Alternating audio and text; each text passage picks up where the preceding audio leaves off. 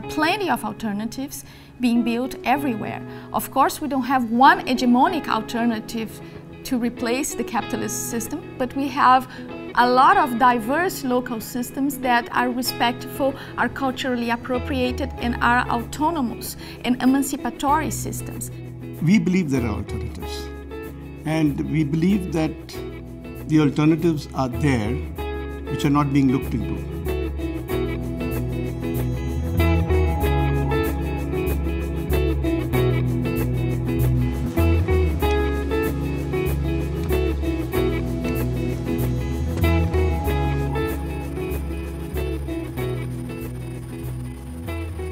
The problem in most African countries is the fact that land is being taken out of food production to produce fuels for cars. And this is a result of the EU mandates. And again, also, the rush of rich nations, especially the EU, the US, coming in to buy lands to grow food crops, not for domestic consumption, but for exports, is also a major problem. The EU were looking into Africa. They're looking into buying farmlands. Africa became a speculative paradise where, yes, it's going to be like the experimentation field. And they do not correspond to the necessity of peoples. They correspond to the necessity of markets, whatever those abstract entities are. So one very basic would be European Union be restrained to its own territorial extension, the sense of its agriculture policy and renewable energy policy, because otherwise it's a new, it's more sophisticated, but it is still a new form of colonial land acquisition and demand. We need to rethink the whole policies and the whole food system so that we start thinking food in terms of people, not in terms of commodity or derivatives. Food in terms that will sustain the environment, not sustain some business interests. We have the understanding that food sovereignty is based on local, diverse, autosufficient agricultural systems. And so it's essentially for the sense of a structural change in this economy right now that we will address thoroughly the proposal of food sovereignty and the proposal of relocalize and shorten the circuits of agri-food trade in the world.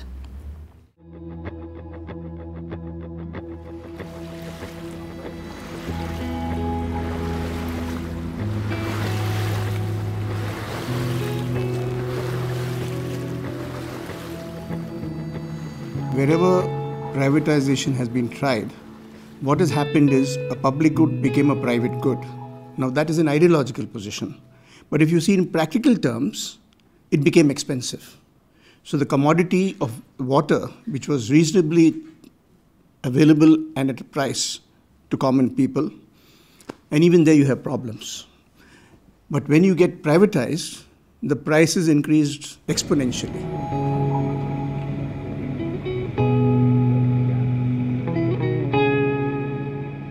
Each individual has a right to water, and that cannot be given. It is a right that is there. When communities looked at these water bodies, they looked after them. It's not only the communities who were using the water bodies, they were also maintaining it.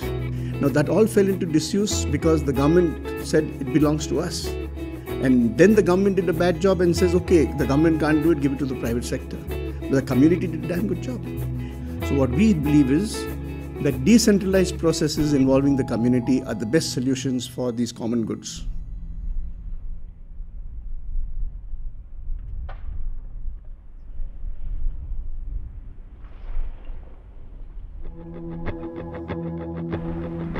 Actualmente son empresas coreanas o empresas japonesas o de Unión Europea que llegan y se instalan en terrenos comunales, agotan el agua, contaminan, ¿no?, el medio ambiente y les dejan toda la factura de destrucción a las poblaciones locales, le dejan un pago al Estado y se van, ¿no? Por ejemplo, en Colombia, las zonas mineras están ubicadas en los territorios indígenas.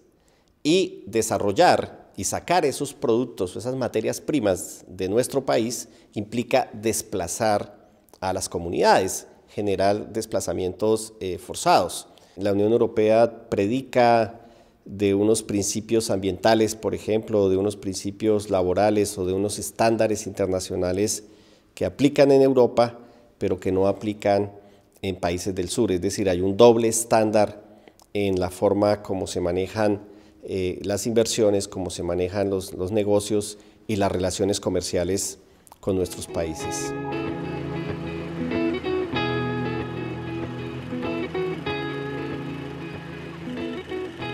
Entonces es necesario hacer un esfuerzo por ver de qué manera el aprovechamiento de estas materias se traduce también en beneficios concretos para las poblaciones y evita la destrucción del único espacio que estas poblaciones tienen para vivir.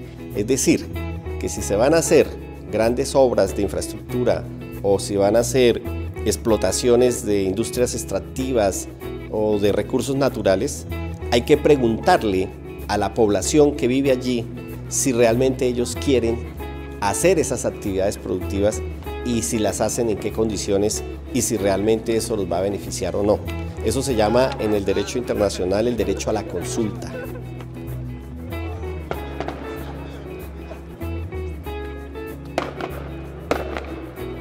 Yo lo que creo es que si se hace, digamos, un comercio más justo entre los países del sur, con sus propias empresas, si se promueve la industrialización y la generación de riqueza propia, hay más posibilidades de tener modelos de desarrollo, digamos, que permitan avanzar para superar la situación de pobreza. Si nuestros países están condenados a ser eternamente proveedores de materias primas baratas, estamos condenados a seguir siendo pobres por siempre.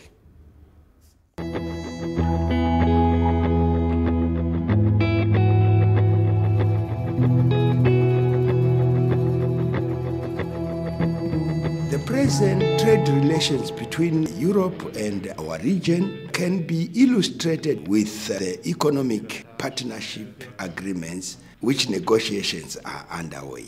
But when we are negotiating EPAs, we are not negotiating as SADC. There are different groupings that have been put up in the negotiations. So it has the effect of working against the integration of the region, that is by evolution of the countries in the region. E impiden que los países del sur actúen como bloque. Y obviamente eso tiene que ver con hacer negociaciones bilaterales en condiciones de mayor debilidad y de mayor asimetría económica y política con los países del sur.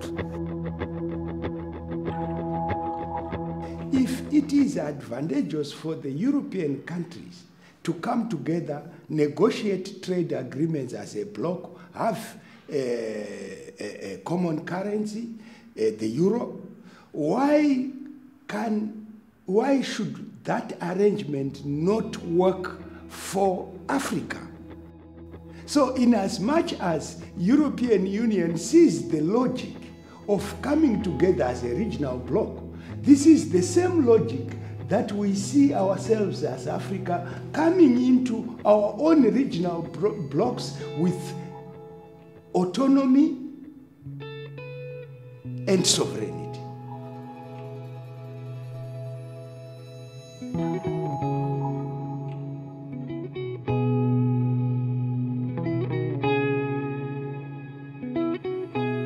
The EU is taking the political spaces of our country, and our voices are being drowned, and our people are not being heard, the farmers are not being heard. So we need to take back these spaces so that our voices can be heard and good policies which benefit people and not corporations will be implemented. It's not a question of you thinking what the solution should be. It is thinking along with the people, what are the possible things that can be done.